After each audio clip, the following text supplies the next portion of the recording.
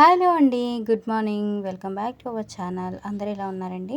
నేనైతే ఈరోజు మంచి టిప్స్తో మీ ముందుకైతే వచ్చేసాను. అదేంటంటే ఫస్ట్ టిప్ వచ్చేసి హెయిర్ గురించి అయితే షేర్ చేస్తున్నాను. నేను హెయిర్ ప్యాక్ ఇంట్లోనే ఎలా తయారు చేసుకుంటాననేది చూపించబోతున్నాను. ఏం లేదండి, ఇది తయారు చేసుకోవడానికి ఓన్లీ 2 ఇంగ్రీడియంట్స్ అనమాట. అది పెరుగు, అలాగే మెంతులు. ఈ మెంతులు అనేవి ఓవర్ నైట్ అయితే నానబెట్టుకోవాలి. నానబెట్టుకున్న వాటర్ అనేది ఎలా ఉంటుందో నేను చూపిస్తాను చూడండి. వాటర్ అనేది ఇలా ఉంటుంది. డైరెక్ట్గా వీటిని పరగడుపున తాగడం వల్ల హెల్త్కి చాలా మంచి జరుగుతుంది, మంచి బెనిఫిట్స్ కూడా ఉంటాయి.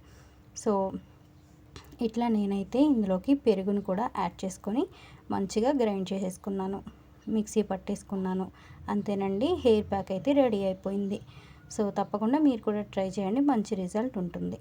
అండ్ సెకండ్ టిప్ వచ్చేసి రైస్ వాటర్. ఈ రైస్ వాటర్ చాలా విధాలుగా కూడా యూస్ చేసుకోవచ్చు. మొక్కలకి మంచిది అండ్ అలాగే హెయిర్కి, స్కిన్కి కూడా మంచిదేనమాట. సో ఈ వాటర్ అనేది మనము ఫస్ట్ తీసుకుంటాం కదా, ఆ వాటర్ కాకుండా ఒక థర్డ్ టైం అయితే మనం కడుక్కుంటాం కదండి, ఆ వాటర్ యూస్ చేసుకోవటం వల్ల మంచిగా యూజ్ అవుతుంది. మనకి స్కిన్కి కూడా మంచిది. హెయిర్ స్ప్రే కూడా చేసుకోవచ్చు, హెయిర్కి కూడా స్ప్రే చేసుకోవచ్చు అండి వాష్ చేసుకున్న తర్వాత. అండ్ థర్డ్ టిప్ వచ్చేసి నేను ఫిష్ కర్రీ గురించి ఫిష్ కర్రీకి గ్రేవీ అనేది ఎలా ప్రిపేర్ చేయాలనేది చూపించబోతున్నాను. ఫస్ట్ అయితే చింతపండుని మంచిగా నానబెట్టేసుకోండి. నానబెట్టుకుంటే ఎక్కువ మొత్తంలో మనకి జ్యూస్ అనేది వస్తుంది అనమాట, త్వరగా వస్తుంది ఎక్కువ. అండ్ అలాగే నేను గ్రేవీ కన్సిస్టెన్సీ కోసం ఉల్లిపాయలు, టమాటాలు, పచ్చిమిర్చి అన్నీ కూడా అయితే మిక్సీ పట్టేసుకొని నేను కర్రీలో అయితే యాడ్ చేస్తానండి. తప్పకుండా మీరు కూడా ఇలాగ ట్రై చేయండి. గ్రేవీ ఎక్కువ ఉంటుందన్నమాట, మనకి జ్యూస్ ఎక్కువగా ఉంటుంది. కర్రీ కూడా చాలా టేస్టీగా ఉంటుంది ఇలా చేయడం వల్ల. తప్పకుండా ట్రై చేయండి.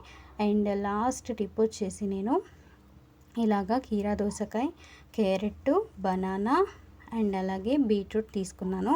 ఇవన్నీ కూడా నేను చక్కగా జ్యూస్ అయితే చేసేసుకున్నాను అనమాట. చేసుకున్న తర్వాత జ్యూస్ తాగేశాక కొంచెం పిప్ అయితే మిగిలిపోయింది. దీన్ని ఏం చేయాలని చెప్పేసి ఆలోచిస్తూ ఉండగా ఒక ఐడియా అయితే వచ్చింది.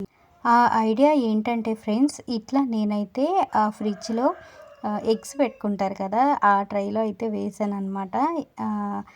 ఇట్లా పిప్ అయితే మొత్తం వేసేసుకున్నాను. దీన్ని సమ్మర్లో మనము బయటికి వెళ్ళొచ్చినప్పుడు ట్యాన్ అయిపోతాం కదా, అప్పుడు యూస్ చేసుకోవచ్చు. అండ్ అలాగే ఫేస్ స్క్రబ్బర్గా కూడా ఉపయోగపడుతుంది. మంచిగా ట్యాన్ అయితే రిమూవ్ అయిపోతుంది.